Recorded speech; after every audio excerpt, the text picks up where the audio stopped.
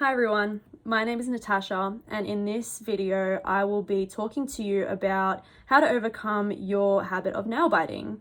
So nail biting is something that I participated in ever since I was 6 years old. I am now 22, so I understand how hard it can be to kick such an old habit. But with these little tips and tricks that I'll be introducing to you in this video, I'm positive that it will lead you in the right direction of actually obtaining healthy nails and presentable nails. A lot of these methods have actually helped me in my journey to obtaining that desired outcome of having nice nails. So let's delve into a little bit about what nail biting is. So nail biting is a nervous habit, and nervous habits generally arise from feelings of boredom, anxiety, or stress.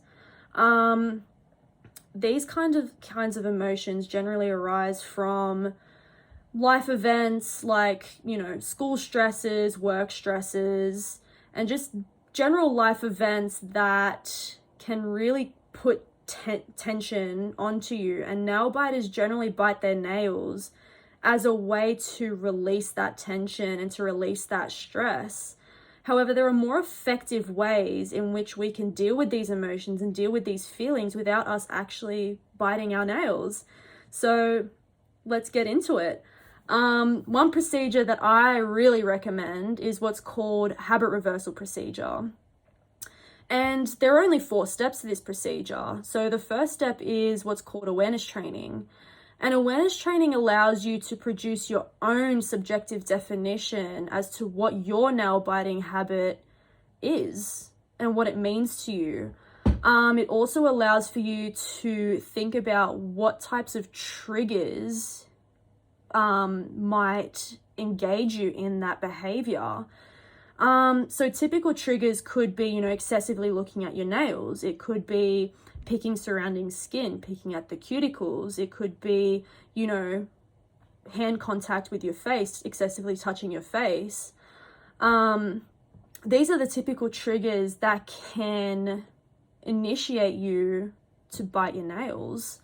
So with creating this subjective definition and listing down the triggers, and I suggest you do this on paper and actually physically write it down, it gives you kind of a guideline of what you want to fix, the behavior you want to change, and it gives you that little extra motivation to get the ball rolling. So that's your first step. So once you've got your definition, once you've listed down your triggers, now it's time for you to actually formulate your competing response. So that's your second step. Now, your competing response is it's a behavior or activity that you choose that essentially distracts you or blocks you from participating in nail biting behavior.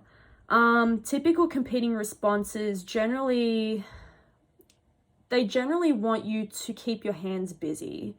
So it distracts you from, the point is to keep your fingers away from your mouth. So typical competing responses could be squeezing a stress ball, it could be using a fidget toy, it could be typing on a computer, creating art.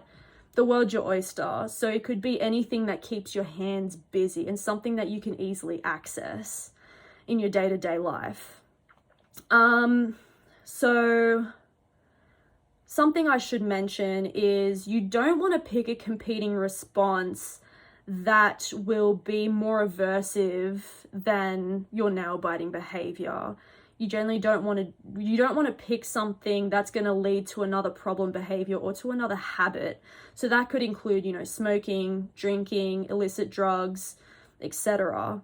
You want to combat one behavior at a time. So let's start with nail biting, the easier one in my opinion.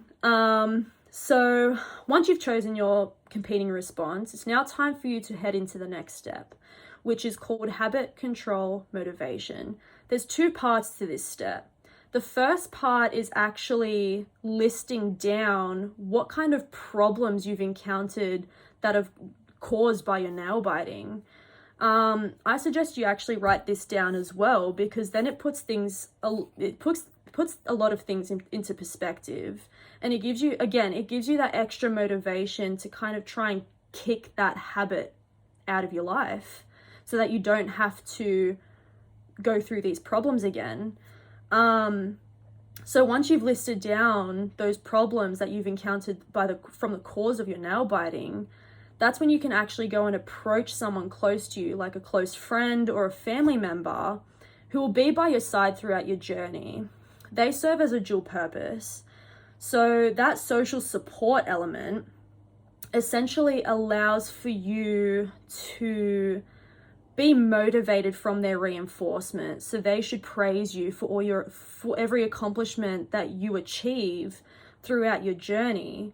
That social support network is also there to kind of pick you up on your behavior, even if you're not aware that you're biting your nails. So it's that extra motivation that they give you, so that you can stick to the plan and, keep going. And so once you've actually listed down the problems that you face from nail biting and actually acquire that social support system, that's when you head into your final step, which is what's referred to as competing response training.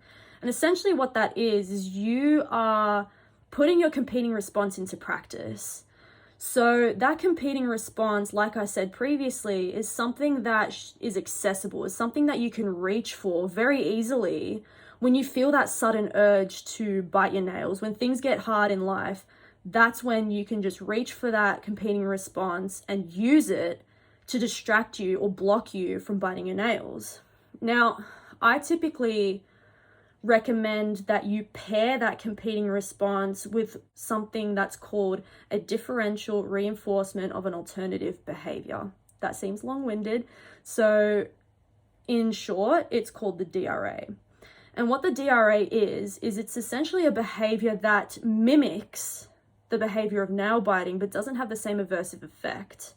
So a classic example is chewing gum. You're rewiring your brain to think that you're chewing your nails, but in reality, you're chewing the gum. That also just serves a dual purpose, because while it distracts you and blocks you from biting your nails, you're always having fresh breath. So who doesn't want that? That's fantastic. So yeah, because nervous habits arise from stress, anxiety, and boredom, something that you should also include throughout this procedure is a relaxation technique, and one that I particularly love is the diaphragmatic breathing technique. And what that essentially does for you is it focuses on your breathing. The more oxygen you inhale, which is what this method allows for you to do, the more oxygen you inhale, the lower your heart rate gets, and thus decreases your arousal level. It centers you, it relaxes you. So when things get hard, which it commonly does in life, that's something you can turn to kind of relax you and center you and make you focus on what's around, on you and your breathing, and kind of blocks out everything else that you don't need to be thinking about. So to bring this video to a close, I hope that these tips and tricks help you on your journey to eventually stop your nail biting habit. This may all seem like a lot, but once you get the ball rolling, once you start that first step of awareness training, it all just seems to come naturally. So with perseverance and support, anything is possible. So I wish you good luck, and thanks for watching.